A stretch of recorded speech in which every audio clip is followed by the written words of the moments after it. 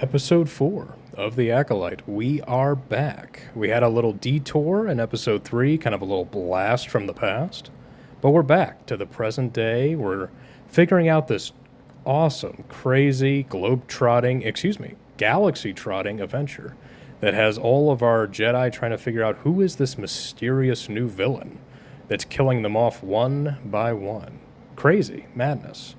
I'm on the edge of my seat personally, and I just can't wait to see where this story goes next. So, we're on to episode 4. Episode 4 starts off with one of our Jedi Masters that simply must die for this tragedy that happened. We didn't really see much of a tragedy in episode 3 or find a reason why the Jedi would be in trouble here, but for whatever reason, I'm sure that will be revealed to us in a later episode.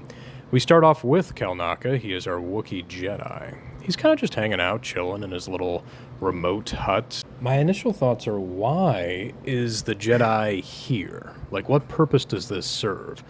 From the understanding of episode 2, we had a local, basically, Jedi section on that planet that I guess is there to observe and report and keep the peace, and so you have the different satellites or Jedi police stations that are established throughout the galaxy. But I'm not sure why our Wookiee is here. It doesn't really seem to be a lot of natives here that would benefit from his presence. The only reason I can gather is we need kind of a remote, foresty planet because that's where Wookiees normally are. So therefore the Wookiee Jedi take the forest planet because that's more of their natural habitat. And we need a place that isn't populated so that we don't get a big reaction or impact to the world when we actually see a Sith, which happens later on in the episode. Unfortunately, this is indicative of kind of the garbage world building and the random stupid decisions that are made just to service the plot. Why would the Jedi put him here? Makes no sense. Someone's like, hey, I watched Wookiees in that other Star Wars movie, and they were on a forest planet, so we'll put this guy here too. We'll station him here, quote unquote, but I'm not sure what stationing him here, what purpose that serves. There's no, or at least there appears there won't be any local disputes over land or general violence caused by anybody because there's no one living really on this planet. So I'm not really sure why anyone would be stationed here to begin with.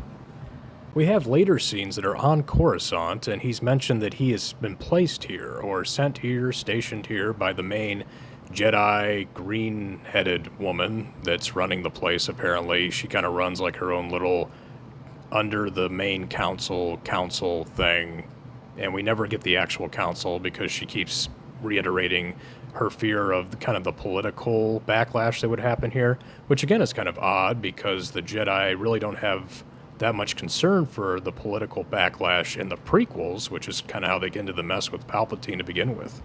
So regardless of the reason, and as we go through the episode, we don't really get a good reason of why Kalnaka's here. Here he is. He's taking center stage to start things off, which was actually nice to see him kind of going through the day-to-day a little bit. We get him making some food and kind of looking at the general walls that he has decorated with those symbols that we saw in episode 3 and episode 1, with May's tattoo that's on her forehead, and we saw the tattoo on the head mother's forehead in episode 3. So this kind of leads me to infer, and again, I'm kind of helping the show out. This is never mentioned or explained or anything.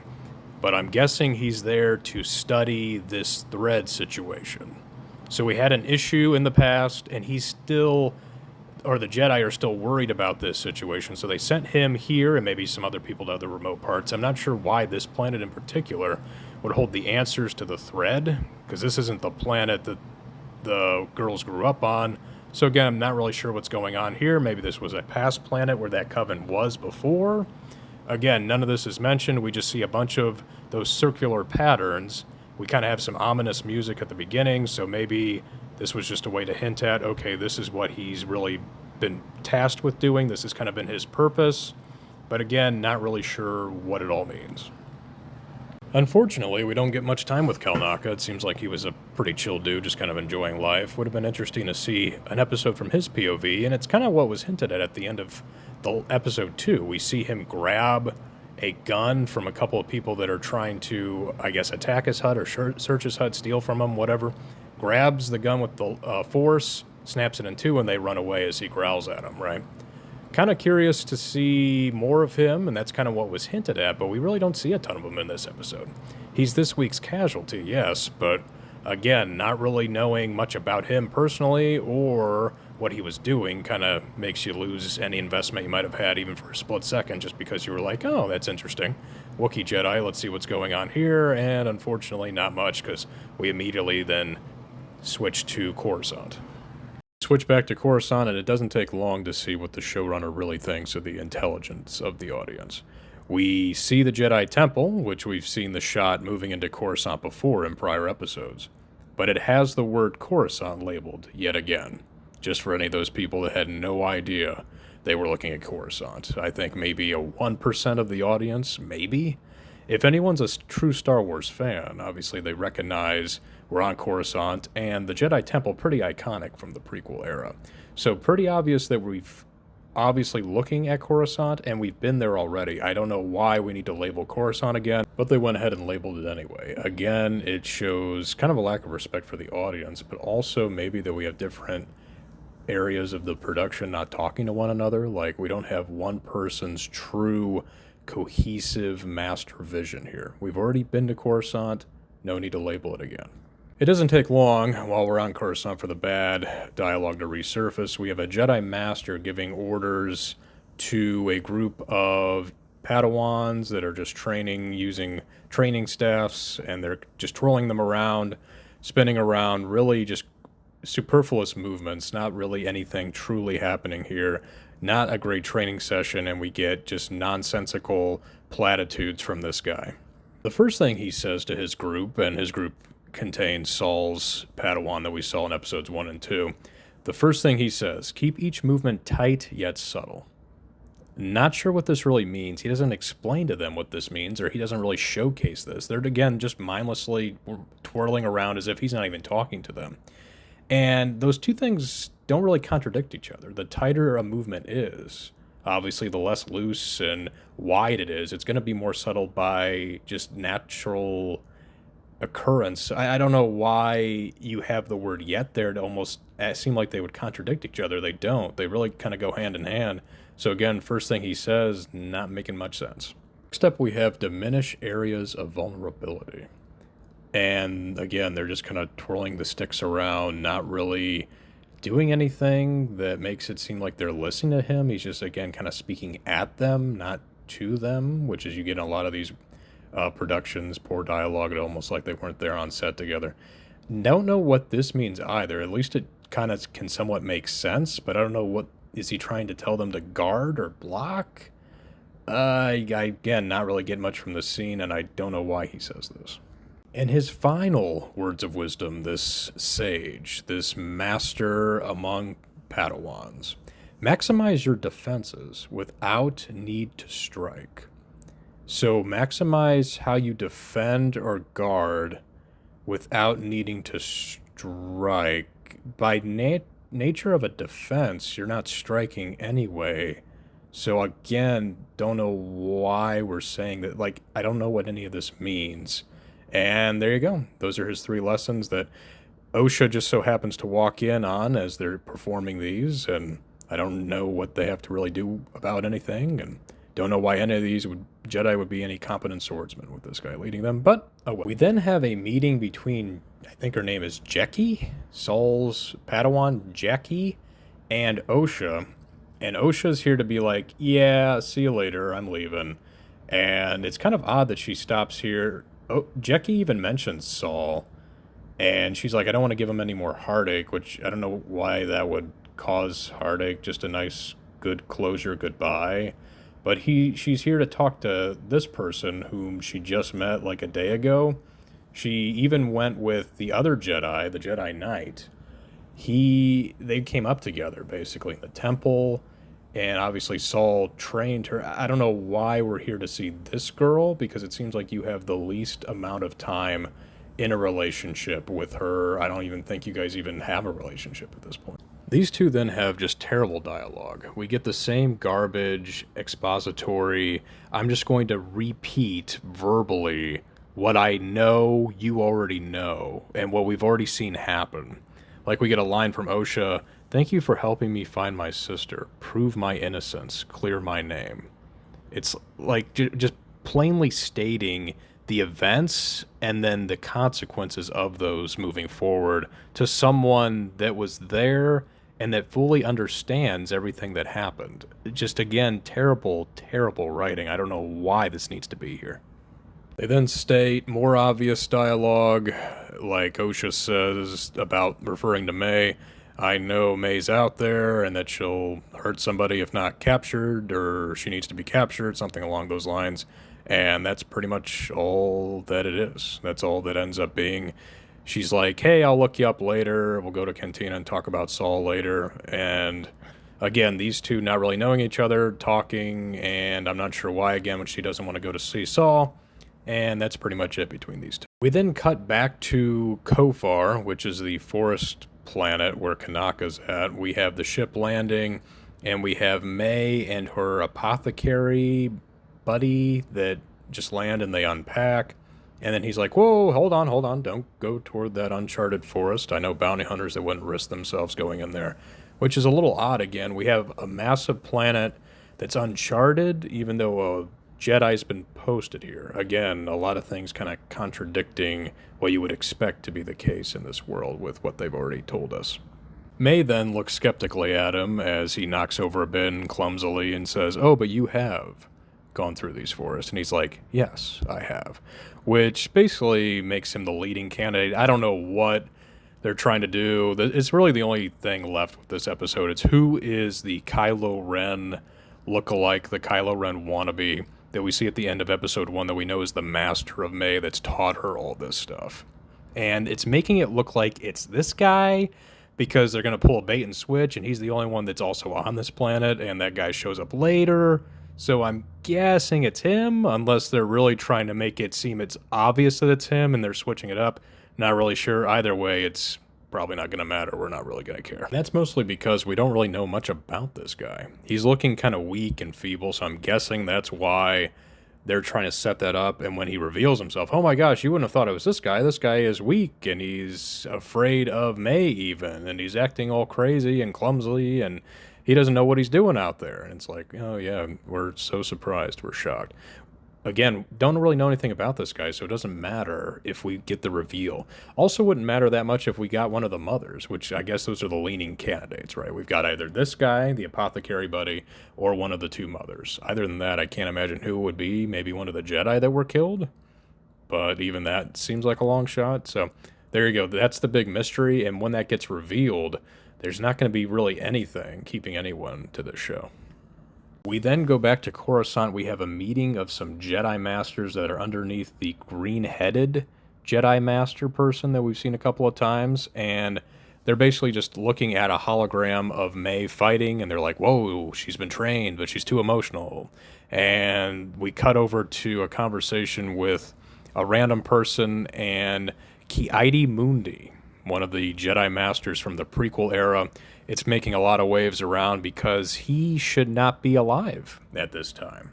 They are basically kind of retconning his date of birth to allow him to be available, just I guess so we can have an Easter egg here. But I just don't know why you wouldn't just stay the course with the time frame or time period you decided here. It doesn't work to have him just basically 80 some odd years prior to Phantom Menace.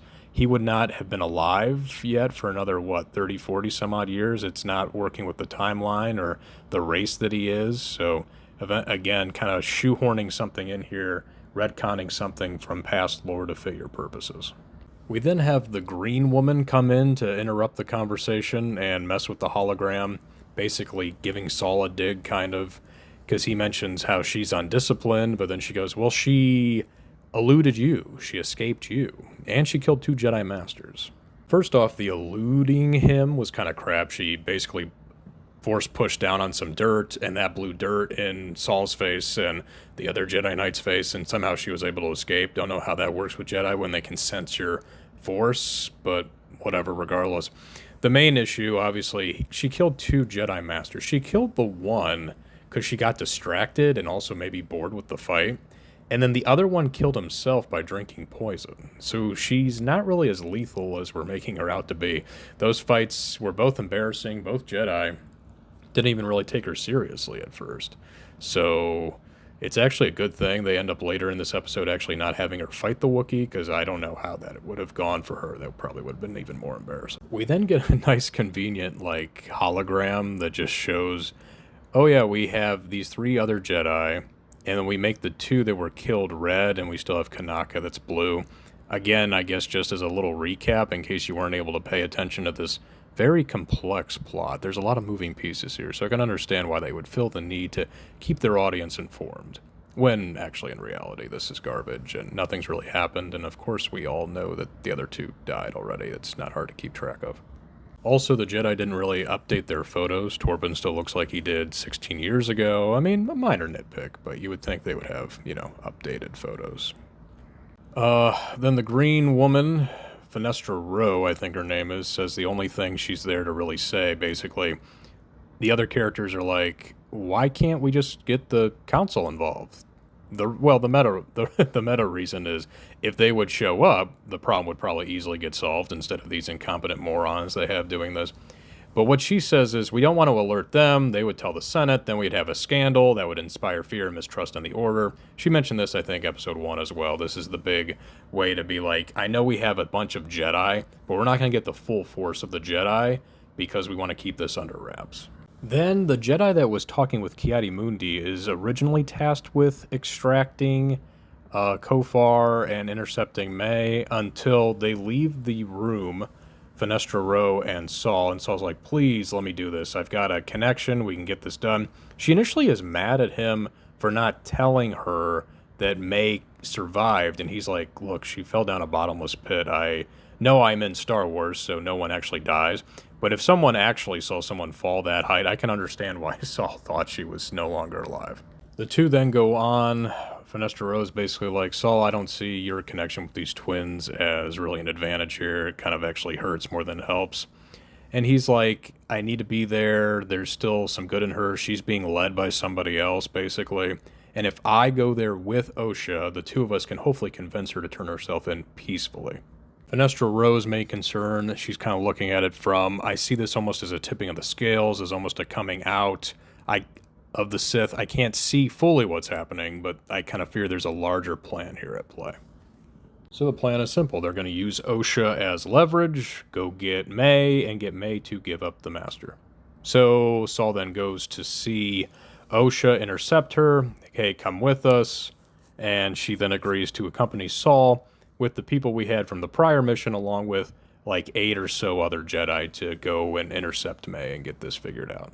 We then go back to Kofar. We've got May and her buddy talking about the fact that she needs to do this without a weapon. And then he's kind of like, what's up with that? It must be some weird test or something, right? Those 2 are basically talking at each other, not with each other. No one gains any insight from what the other is saying. Dialogue here, not very good. And we're kind of wasting time. Really no reason for this scene. We're just kind of dragging this along. They haven't even gotten to the border yet, even though it feels like they landed a while back. They're kind of, I don't know what they're doing. And that's what most of this episode is. Let's just waste time. We have not much here. We have the fact that we all want to meet at the hut of Kalnaka. So let's just drag our feet and basically waste our time with dialogue that doesn't build on characters or move anything forward. Just tells us what we already know, and is really just a complete waste of our time. We are moving here. We're basically at a quarter of the episode in, and nothing legitimate has happened yet. We then cut back to Coruscant. We have the conversation where Saul convinces Osha, hey, we need you for May. We need you to bring her back safely. Osha's like, she's a murderer. I don't really care about her. And Saul's like, she's still your family. And then Osha's like, okay, fine, I'll go with you. So she accompanies them on the ship as they head over to Kofar. Then have a briefing led by our Jedi Knight friend from the first couple of episodes that has the Killmonger haircut. He says something interesting that we had, and they, of course, being the Jedi Order, we have Kofar stationed, or excuse me, we have Tanaka. I hate the names. These names are terrible for both the new people and the planets. None of them are memorable. It's all garbage. It really makes you appreciate the prequels even more. We have Kanaka, who's the Jedi Master Wookiee person. He is stationed on Kofar. But Killmonger says something interesting here. He says, but we haven't heard from him in a year. Now, we already know the Jedi Order isn't very competent, but a competent organization would be like, after a couple of, missed calls or a couple of times he didn't really respond, maybe something's wrong. Maybe we should send some people over there to help him out or to retrieve him. They never did this. So we're going off a year. We haven't seen the Wookiee Jedi. He's been in the woods this whole time. Maybe something happened to him. Maybe we should investigate. Nothing. But of course, we need the mystery, kind of make it ominous here, because that helps the story of this episode, but doesn't make sense. It makes the Jedi look like a bunch of morons yet again. We then have Osha's attention shifting from this briefing that Killmonger's given to the fact that her droid reacts oddly to something, and it's this little, like, I don't know, rodent, possum, critter, alien-looking thing that's only like a couple of feet tall and starts sniffing and reacting to her little pip droid she has. And so this thing is here. The Jedi brought him on as their tracker. So they need him to track the Jedi. Not that we could find a way to like communicate with him in any way. Not that we could just use the Force to sense his Force ability, which is something that's been established in prior Star Wars movies. We're going to bring this guy along to help us find and track this guy, apparently.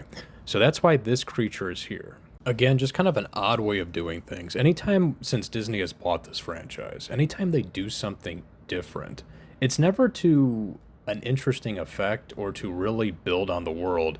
It's always just like, well, hey, you've never seen this kind of creature track people before when he's working with the Jedi. And it's like, well, yeah, because the Jedi don't really need him. They have this thing called the Force. So, especially when they're finding one of their own, it would be very easy to do. So again, something that I'm not even sure why they're doing this. It doesn't make much sense. Unfortunately, it doesn't end at that, though. It then carries on to some odd attempt at comedy, because Osha then stands up after her pip droid.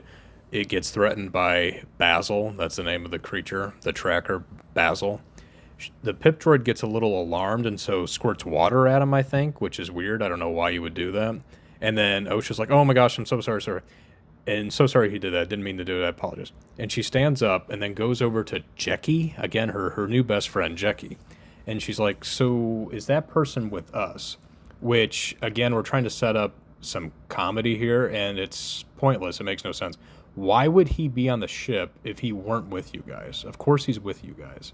That makes no sense whatsoever. Just there to facilitate a poor attempt at a joke, and then there's a back and forth then on, because she's not sure if he's a he or a they. We're not sure how to label Basil pronoun wise. So we basically had to do this setup for this thing that isn't really funny and doesn't make any sense. There's no reason why Osha would think this thing isn't with them. Again, just kind of a bad attempt here by the writers. They then land in like this settlement by like a geyser or something. Very, very like a lot of steam coming out of the ground, and there's like maybe 2 people that are by there to maybe service the ship, and that's it. Again, no sign that we really have like a civilization or society on this planet. So again, not sure what Kanaka is really doing there. And we continue on. We get some word from some people, and then we send old Basil out there to lead the charge after he sniffs a rag that they have of Kanaka's, even though he hasn't been seen in a year. So I guess they just had this old rag of his just on standby, just in case they needed to use it to track him. Again, very weird. Again, don't know why we're using a tracker. And then we just kind of walk around. We're kind of just enjoying the pasture, lined up in a nice little line here. We've got nice, beautiful scenery. This is definitely not filmed on location. This is all on a soundstage. But why are we just wasting time here? We know he's in the forest. Land closer to the forest and let's get to him. Get to actually something meaningful happening in the show, please.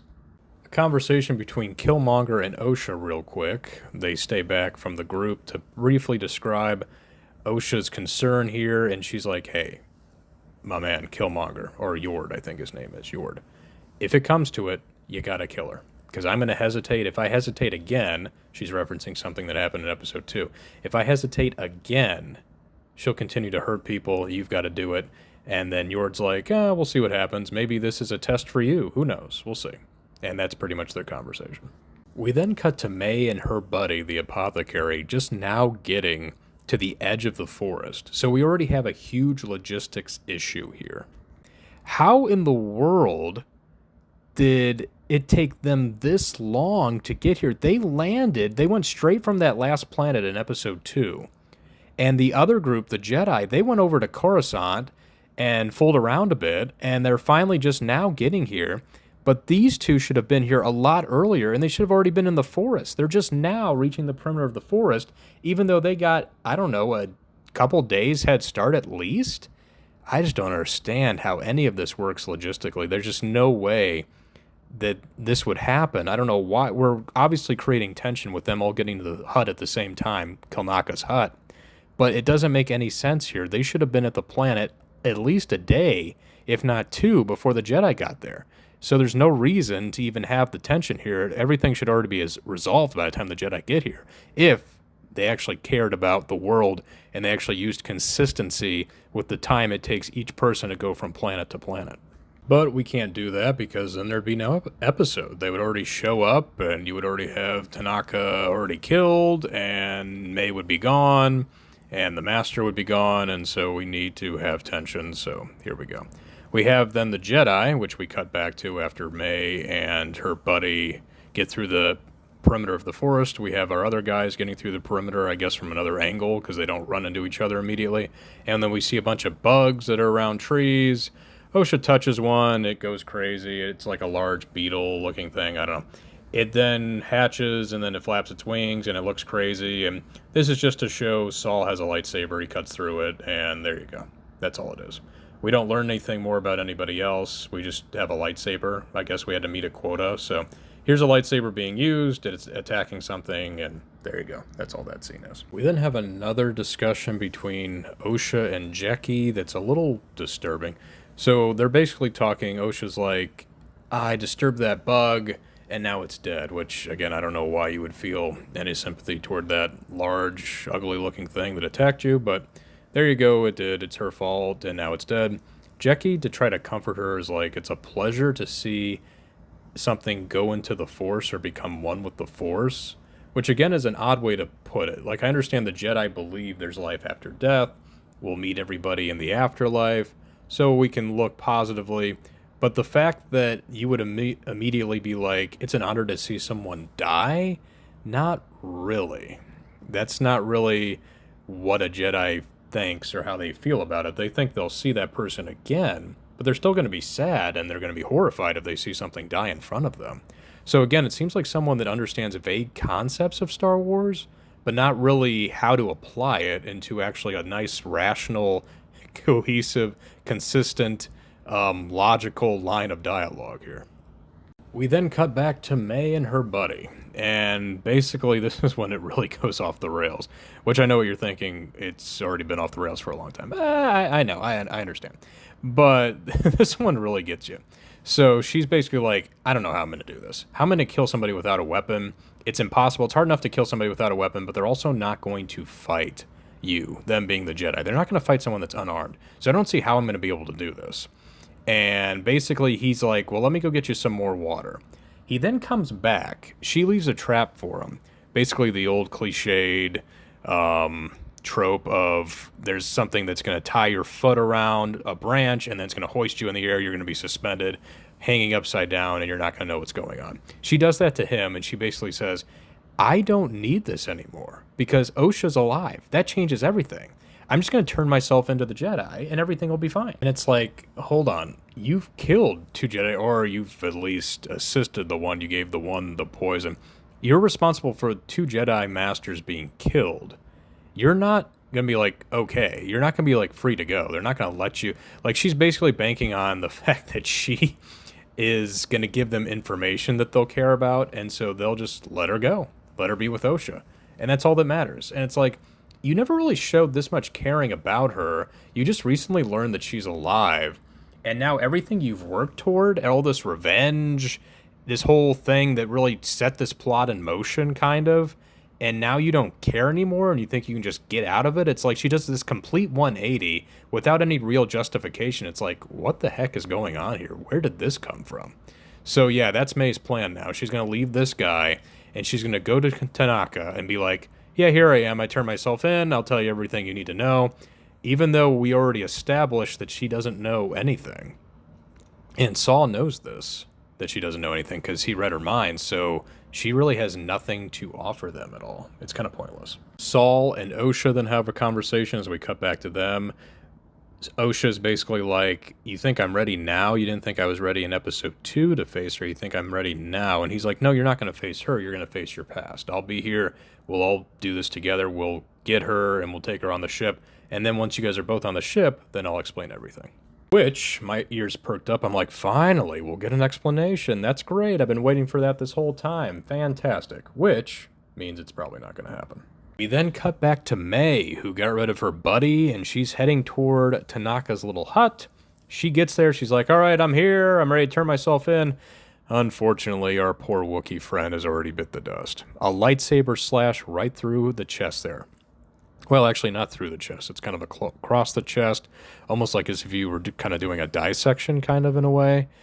Which is kind of odd because we've seen people in recent Star Wars productions survive a lot worse. People have literally been stabbed, right? A lightsaber goes in one end, comes out the other. We actually saw Reva survive that twice, and our Kanaka person, who's a lot larger, doesn't survive this little slash. Kind of inconsistent here, almost like people aren't watching the other Star Wars shows that are happening in this universe for any sense of continuity. Oh well, they don't really care. So, she's in the hut, realizes Tanaka's no longer with us, and then very quickly, again, the logistics of this, the Jedi, very shortly after she arrives and she's inside the hut, they surround the hut and say, in the name of the Republic, and they basically do a police impersonation, the name of the Republic, Jedi, come on out, we know you're in there, come out with your hands up, basically. She doesn't say anything, and so there's a brief pause, and then all of a sudden, a shadowy figure shows up behind Osha, who isn't really front and center. We've got basically a line of Jedi. She's behind them. And all of a sudden, slithering into the frame is none other than the Kylo Ren wannabe. Person that has a mask, modulated voice. Not even a Darth Vader wannabe. I don't even give them that much credit. They're almost like, this is almost like a Kylo Ren knockoff attempt right here. She is then pushed off to the side by this Sith master that's been training May. She usually pushes Osha off to the side. And then this person does a force push that tosses all of our other Jedi. We have about 8 Jedi here. Tosses them all the way. And there you go. That's how the episode ends. Fantastic. We basically had 40 minutes of really nothing happening. We just had eventually the the Sith Master show up. We established that this person has trained May and that this could cause an issue potentially. But we finally get to the Wookiee Jedi. He's dead. And it just ends with this person force pushing them at the end. So we basically wasted 40 minutes. Not much happened. And yeah, there you go. That's episode 4, folks. Appreciate you watching, and we'll see you next time.